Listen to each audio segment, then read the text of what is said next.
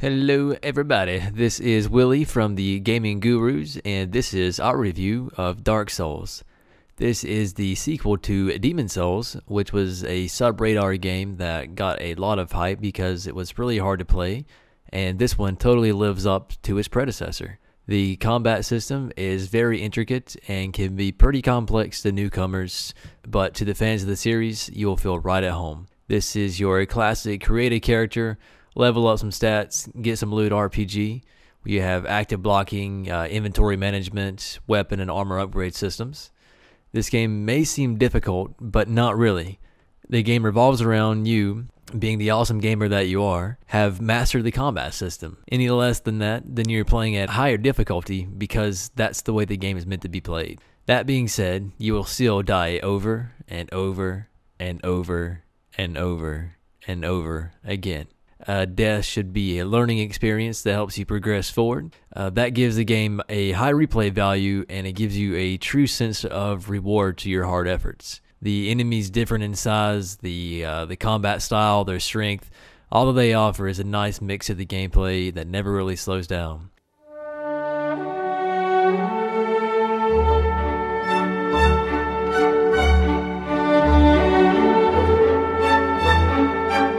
The graphics are a nice polish upgrade compared to the original. It has some dark gothic settings that really gives the game its own persona. There were a few frame rate issues in a few specific places, but other than that, I didn't notice any kind of slowdown or hiccups throughout the entire game, even when I was surrounded by a lot of mobs. This was an open world environment that was only segmented by bonfires that let you save your progress, but they also marked your respawn point.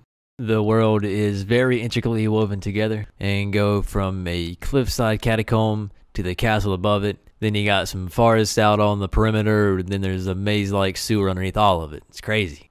The areas are very intricately woven together and offer a very unique feel and sound to each one. The connection of sword to shield or shield to face sounds spot on. Wearing different armor not only changes your speed whenever you drone around, but also the amount of clunking that you make as well. So it adds a nice touch of feel to the production value of the game. The ambient music was really a nice subtle touch, and I specifically liked it during a boss fight out in one of the forests.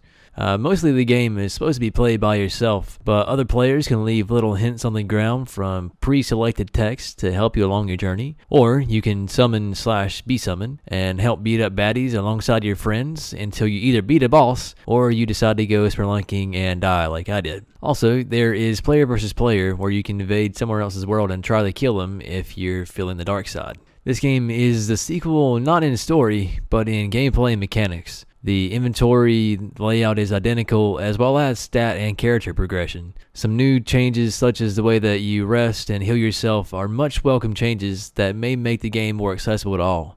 Overall, I only recommend this game to gamers who are diligent and not prone to smashing their controller. This game can be relentlessly brutal sometimes, but it keeps you on the edge of your seat wanting more. For the Gaming Gurus, I am Willie, and thank you for listening.